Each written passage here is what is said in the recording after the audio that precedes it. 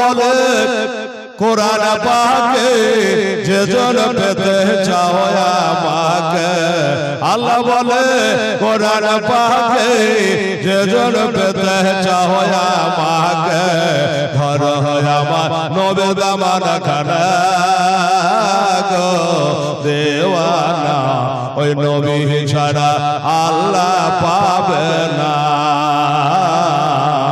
নবী ছাড়া জান্নাত পাবে না।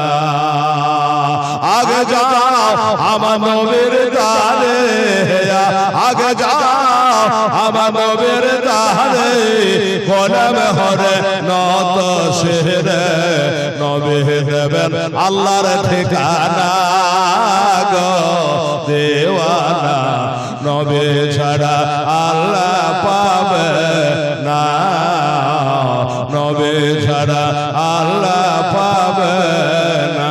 নবী আমার সাহেবে লাউলাক সাল্লাল্লাহু তাআলা আলাইহি ওয়াসাল্লাম একের পরে এক যখন মুসলমান বাবা বাড়তে আরম্ভ করেছে, দেখবে দিকে কালেমার ডাঙ্গা বাজতে আরম্ভ করেছে, আবু জেহেলের মাথা খারাপ হয়ে গেল। কি করা যায়, এত কিছু করো, ইসলামকে দবানো গেল না, নিচু করা গেল না, ডাউন করা গেল না, ফেলোয়ার করা গেল না।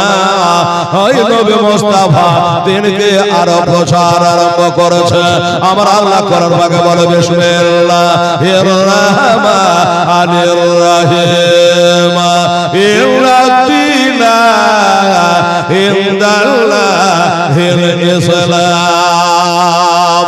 আল্লাহ বলে নিশ্চয় আবার নিকটে ইসলাম ধর্মই হলো প্রশংসিত ধর্ম, মনোনীত ধর্ম। বাবা গো, সেই ধর্মের কাজ নবীজি আমার চালিয়ে যাচ্ছে।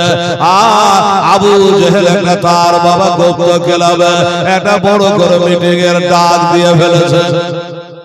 মিটিং রেখেছে ইসলামকে ধ্বংস করার জন্য, মিটিং তো রেখেছে। আর ওই মিটিং এর মধ্যে আলোচনা হলো। কি আলোচনা হলো? আবু জাহেলের কথা হলো, শোনো, এত কিছু করে যখন ইসলামকে থামা গেল না, কি করা যায়? তোমরা পাঁচ বাপের পাঁচটা বেটা আছো, সব বংশের দুটা চারটা করে আছো। এই গুপ্ত মিটিং এর কথা যেন ব্যক্ত হয় না, নবীর কানে চলে না যায়। কিন্তু বাবা, ওই মিটিং এ একটা অচিন হলো, কালো কম্বল গায়ে দিয়া পিছনে বসে। লোকজন বলে এটা আবার কি? একাদ জীবনে কোনদিন মক্কার বাজারে, হাটে, দোকানে, মাকানে কোথাও দেখি নাই। আর আমাদের এটা গুপ্ত মিটিং হবে, ইসলামকে জবাই করার মিটিং। আর এই মিটিং এ বাহিরে আর কোন জনগণ থাকবে না। জিজ্ঞাসা করে, বাবা তোমার বাড়ি কোথায়? চলো বার হও। এটা আমাদের গুপ্ত মিটিং, এখানে কেউ থাকতে পারবে না। ওই কালো কম্বল वाला বলল, বাবা তোমরা যে আলোচনাটা করবা, আমি চুপ করে বসে খালি একটু শুনবো, আমি কিচ্ছু বলবো না, কাউকে বলবো না। বলা আচ্ছা ঠিক আছে, তাহলে কাউকে বলো না, আর কিছু বলো না। মিটিং চালু হলো। ইসলামকে কি করে জব্দ করা যায়, শেষ করা যায়? একজনে দাঁড়িয়ে বলে, ওগো আমাদের সর্দার নেতা আবু জাহেল, শোনো, আমার যেটা যুক্তি হলো যে ওই নবীকে এই মক্কা থেকে ধাক্কা দিয়ে বাবা তাড়িয়ে দেওয়া দরকার। এ মক্কাতে রাখা যাবে না, এ মক্কা থেকে তাকে বাহির করে দেওয়া লাগবে। যেমন কথাটা বলা, ওই যে পিছনে বাবা কম্বল গায়ে দিয়ে বদমাশটা বসেছিল, ওই ব্যক্তি দাঁড়িয়ে বলে, বাবা আমি একটা কথা বলবো। এই বেটা, এই আগেই বলেছি এখানে কারো কথা বলা যাবে না, আর তুমি বলছো একটা কথা বলবো না। বলে, বাবা কথাটা কিছু ভালো লাগলে শোনো, না লাগলে চলো। কি? হ্যাঁ রে বাবা, তোর ব্রেনে কিছু আছে, বলতে হয় বলে দিলি যে নবীকে এখান থেকে তাড়িয়ে দিতে হবে। তুই জানিস না নবীর জবানে কত মিঠাস আছে, মধু আছে। হ্যাঁ, মধু আছে, তুই জানিস না? তোরা যদি তাড়িয়ে দিস তাহলে এখান থেকে নবী যেই দেশে যাবে ওইখানে তার জবানের মধুর বাণী দিয়ে ওইখানে গিয়ে আবার ইসলাম প্রচার আরম্ভ করবে। আবু জাহেল বলে কথাটা তো মন্দ না, ঠিকই কথা। এত কথা এ জবানে মধু আছে, মিঠাস আছে, এই পাড়া থেকে তাড়িয়ে দেব, ওইখানে চলে যাবে, ওইখানে গিয়ে কালেমা প্রচার করবে, আবার দল বাড়িয়ে নেবে। এটা তোমার কথা মানা যাবে না, বসে যাও। একজন হয়ে গেল, দ্বিতীয় জন আবার বলল, সর্দার সাহেব আমার একটা কথা আছে। বলে বাবা একটা বিচার সালিশে মিটিয়ে সবাই বলতে পাবে, চূড়ান্ত সিদ্ধান্ত পরে হবে। ওই ব্যক্তিটা দাঁড়িয়ে বলল যে আমার কথা দেশ থেকে তাড়িয়ে দেওয়া নয়, আমার একটা যুক্তি হলো ওই নবীকে একটা ছোট কুটিরে বন্ধ করে দেয়া, ঘরে তালা বন্ধ করে দেয়া, অল্প পরিমাণ করে ছেত্র দিয়া, খাবার খানা পানি দিয়া বন্দি করে দেয়, ওই ঘরে নবী না খেয়ে মারা যাবে। আর কোন দেশে ইসলাম প্রচার হবে না, মানুষের কাছে যেতে পারবে না। কেমন করে কালেমা বাড়বে, প্রচার হবে, আর কেমন করে বা মুসলমান বাড়বে।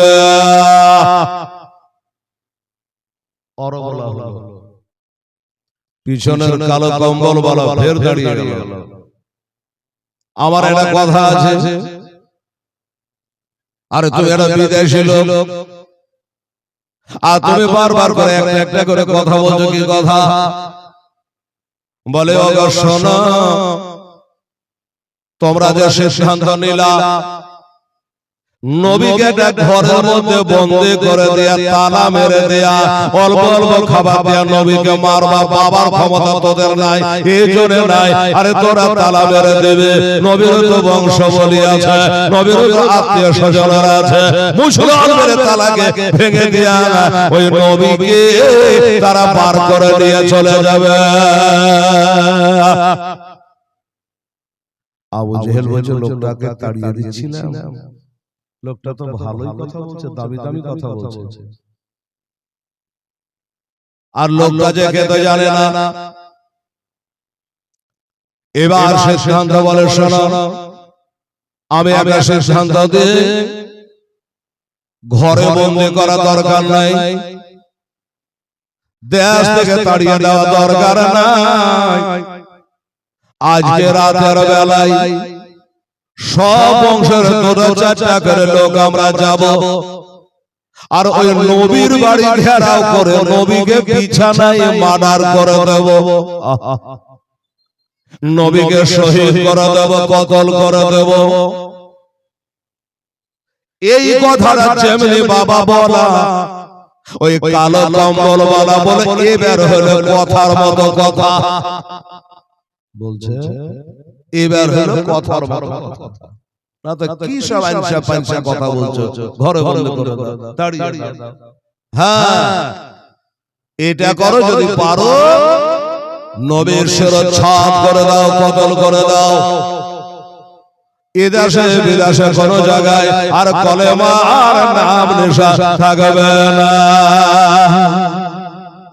জিজ্ঞাসা করো, বাবা তোমাকে তো চিনলাম না, তোমার বাড়ি কোথায়? বলছে আমার বাড়ি হলো নাজদে। চিনতে পারলেন? বাড়ি হলো নাজদে। যখন বলেছে নাজদে পারে, যে জায়গার লেগে নবী আমার দোয়া করে নাই, একদা নবী দোয়া করে, আল্লাহুম্মা বারিক লানা ফি শামিনা ওয়া ইয়ামানিনা, আল্লাহ গো দুটা দেশের মধ্যে তোমার রহমত নাযিল করো।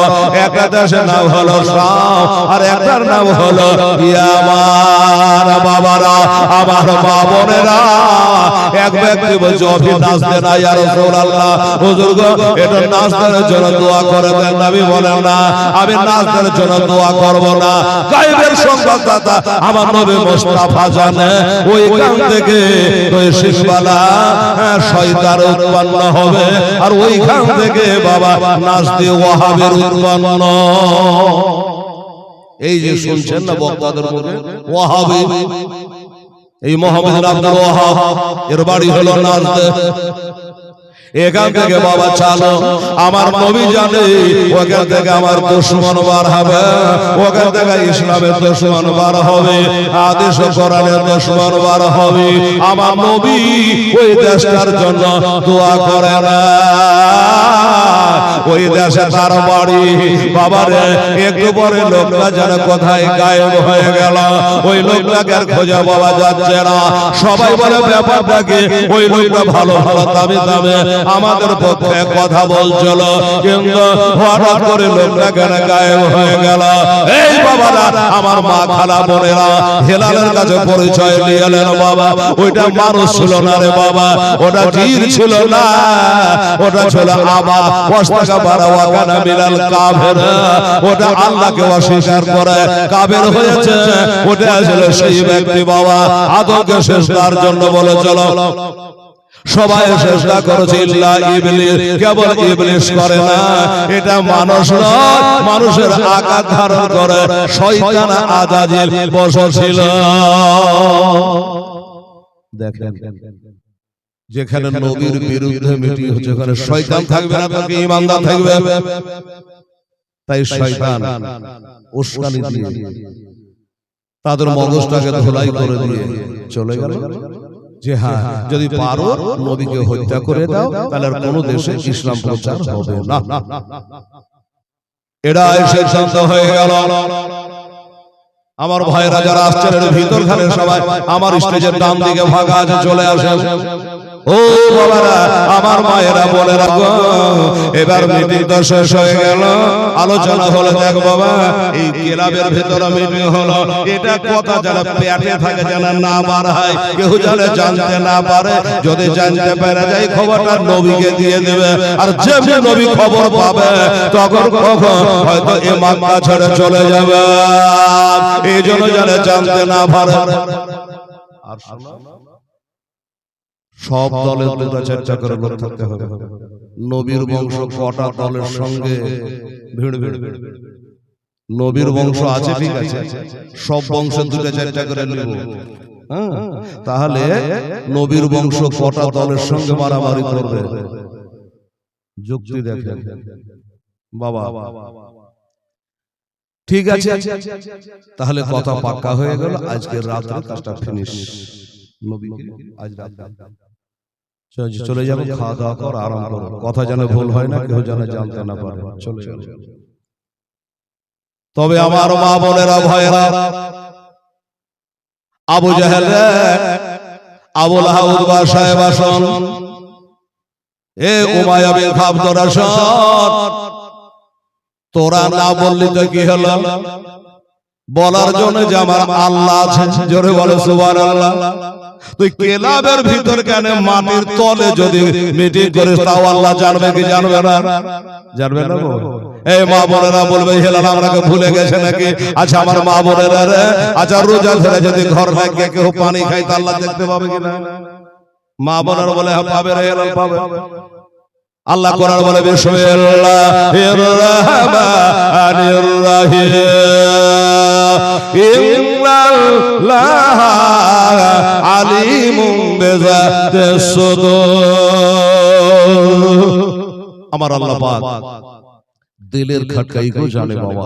তুই যতই গুপ্ত মিটিং কর, আল্লাহর কাছে কিছু গুপ্ত নাই। আল্লাহ হলো সবির বাসির, আল্লাহ হলো ইন্নাল্লাহ আলিমুন খাবীর, আল্লাহ হলো ইন্নাল্লাহ আলা কুল্লি শাইইন কাদির। সুবহানাল্লাহ। এরা যখন বাড়ি চলে গেল, এবার আল্লাহ পাক নবীকে খবর দিচ্ছে। আল্লাহ খবর দিয়েছে নবীকে, সাইয়্যিদুল মালায়েকা মুআল্লিমুল মালাকুত, যিনি হলেন ফেরেশতাদের সর্দার, আর যাকে বলতে আসে তিনি হলেন নবীদের কমান্ডার। সুবহানাল্লাহ। জিবরাইল ফেরেশতা আল্লাহর অর্ডারে চলে আসছে, বাবা ওরে জিবরাইল, আর সিদরাতুল মুনতাহায় বসে থাকার টাইম তোমার এখন নাই, তাড়াতাড়ি করে যাও, তাড়াতাড়ি করে যাও, আর আমার নবীকে বলে আসো, আমার দোস্তকে বলে আসো, আমার হাবিবকে বলে আসো, আজকে রাতে অন্য দিনের মতো আজকে রাতে জানো নবী বিছানায় না ঘুমায়, আজ যেন রাতে বিছানায় না শয়। এই জন্য কাফেররা মিটিং করেছে ওই বিছানায় নবীকে হত্যা করবে। এই জন্য নবী যেন রাতারাতে এখান থেকে মদিনায় চলে যায়। যাও বলে আসো। ফেরেশতার সরদার জিবরাইল আলাইহিস সালাম চলে আসেন। আসসালামু আলাইকা ইয়া রাসূলুল্লাহ, আসসালামু আলাইকা ইয়া হাবিবাল্লাহ।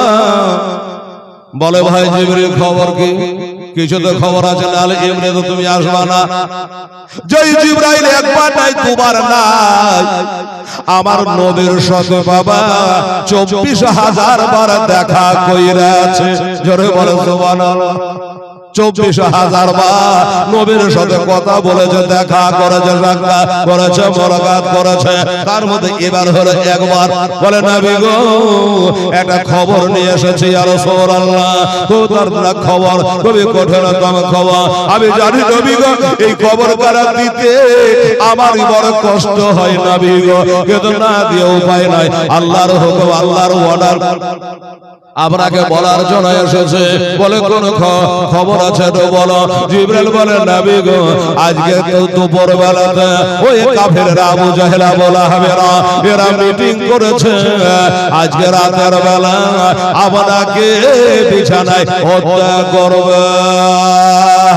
এই জন্য আমার আল্লাহ তাআলা আমাকে দিয়ে বলে পাঠালো, আমার নবী যেন রাতের বেলায় বিছানাতে না ঘুমায়। সুবহানাল্লাহ। আমার বিছানায় যেন নবী অন্য দিনের মতো না ঘুমায়। রাতের বেলায় আপনি চলে যাবেন, এই দেশে থাকতে হবে। এই বাবা, আমার মা বোনেরা গো, বলুন তো নবীর মনে ব্যথা হবে কিনা? এটা আমার বাপের দেহি, আমার দাদার দেহি, এখানে আমার জন্ম। তাছাড়া এখানে একটা আল্লাহর ঘর আছে কাবা শরীফ, যেটা পৃথিবীতে কোনো জায়গাতে নাই। আছে বাবা, 5 তলা মসজিদ থাকতে পারে, কিন্তু কাবা ঘর কোথায় পাবে? মক্কা ছাড়া। এই দেশে আমাকে চলে যাওয়া লাগবে। আজ রাতের বেলায় গোটাতে আপনার বাড়িকে তারা ঘেরাও করে নেবে, 2টা 4টা 10টা করে লোক আসবে, ঘেরাও করবে, এক এক বংশের লোক আসবে। নবী গো, তাই রাতের বেলায় চলে যাবে। আমার নবী 2 চোখের পানি ছেড়ে দিয়ে বলছেন, জিবরাইল, এ ভাই জিবরাইল বলো, আমার বাড়ি আনটা কান্ডে ডাহিনে বামে, আগে পিছে ডানে বামে, সব দিকে যখন তারা ঘেরাও করে নেবে, তো আমি কেমন করে তাদের সামনে দিয়ে যাব? এটাতে একটা কথাই রে বাবা। দরজায় যদি গন্ডারা দাঁড়িয়ে থাকে, জানালার কাছে গন্ডারা দাঁড়িয়ে থাকে, আগে পিছে সব জায়গায় দাঁড়িয়ে থাকে, আমার তো পর নাই, পাখানে যে ভাড়াম করে উপর দিয়ে উড়ে চলে যাব, কিভাবে যাব? জিবরাইল জিবরাইল বলে নবী গো, ওইলে আপনাকে টেনশন করা লাগবে না। ইয়া রাসূলুল্লাহ, ইয়া হাবিবাল্লাহ, আপনি সূরা ইয়াসিনের কিছু অংশ পাঠ করে আপনার পবিত্র হাতে এই পবিত্র মক্কা শরীফে যেখানে আপনার জন্ম, এই পবিত্র মক্কার এক মুষ্টি মাটি তুলে নেবেন নবী গো, আর ওই মাটি তুলে নিয়ে আপনি চালিয়ে দেবেন, আপনাকে কেউ দেখতে পাবে না, কেউ দেখতে পাবে না। নবী বলে জিবরাইল, তা না হয় হলো, এক মুষ্টি মাটি তুলে নিলাম, সূরা ইয়াসিনের কিছু অংশ পাঠ করে মেরে দিয়ে মাটিগুলো চালিয়ে দিলাম, এমনি করে চালালাম, সামনে যারা আছে তাদের কাছে গিয়ে পড়লো, কিন্তু পিছন বলা তো আমাকে দেখে নেবে, যেহেতু পড়া মাটি তাদের দিকে গেল না, ডান দিকে গেল না, বাম দিকে গেল না, পিছনে গেল না, তারা যে আমাকে দেখে নেবে তার কি হবে? জিবরাইল বলে নবী গো, এটা নিয়ে টেনশন করা আপনাকে লাগবে না। ইয়া রাসূলুল্লাহ, আপনার কাজ হলো হাত থেকে পড়া মাটিগুলো ছেড়ে দেওয়া, আল্লাহর দায়িত্ব হলো সবার কাছে পৌঁছে দেওয়া। সুবহানাল্লাহ। আপনি কেন ছেড়ে দিবেন? আন্টা কান্টা ডানে বামে যেখানে থাক আল্লাহ সবার কাছে পৌঁছে দেবে, আপনাকে কেউ ধরতে পারবে না। বেশ, এবার একটা কথার মতো কথা বললাম, ঠিক আছে তাই হয়। জিবরিল বলে হুজুর আমি এখন আপাতত আসি, আবার কোন খবর যখন হবে তো আপনাকে দিয়ে যাব। চলে গেলেন, কিন্তু আমার নবী যাবে রাত্রি বেলাতে। বাবা আমার দয়ার নবী মায়ার নবী বাবা রে, এবার আর গাড়িতে মন টেকে না। ঠিক দুই প্রহরের টাইমে হায় হায় এত খরা এত গরম বাবা, হাজী সাহেবেরা দেখেছেন বাবা অনেকে ছাতা ব্যবহার করে, অনেকে বাবা কষ্টই পড়ে মরে, এত রোদে এত মক্কা মদিনায় তখন এখনো এত রোদে তাপ, এত রোদের তাপ রে বাবা, ওই তাপের সহিত না পেরে মেলা হাজী বাবা হাত ফেল করে মারা যাচ্ছে। এই মুসলমানেরা এত রোদের তাপ মানুষ বের হতে পারে না, এই জন্য আরবের মানুষের বেশিরভাগ রাতের বেলায় তারা বাবা বের হয়, দিনে খুবই কম বের হয়। আমার মা বোনেরা আমার ভাইরা আমার দয়ার নবী চোখের পানি ছেড়ে দিয়ে কাঁদতে কাঁদতে রোদে পড়তে পড়তে বাবা নিজের বাড়ি থেকে বেরিয়ে যাচ্ছেন বাবা নিজের সাথে হযরত আবু বকরের বাড়ি। হযরত আবু বকর যিনি প্রথম নবীর কলমা পড়েছিল, বড় বড় বড় ওনার দরজার দিকে যাচ্ছে, আমি যে চলে যাবে একাই যাব, এই পাড়া ওই পাড়া রাস্তা নয়, লালবাগ বহরমপুর নয়, 5-10 কিলোমিটার রাস্তা নয়, কমসে কম 326 কিলোমিটার রাস্তা সিরাতে মুস্তাফা কিতাবে লিখেছে। এই 326 কিলোমিটার রাস্তা আমি নবী একলাই যাব কেমন করে? একজনের সাথে থাকলে ভালো হয়। সাহাবী তো মেলাই ছিল বাবা, কিন্তু কাউকে না চিন্তা ভাবনা করে বাবা আমার নবী সিদ্ধান্ত নিল আমার আজকে হিজরতের রাতের সাথী বানাবো, তার নাম হইল আমার আবু বকর। তাই দুই প্রহরের টাইমে আবু বকর দরজা হাজির হলেন। ফাদা কালবা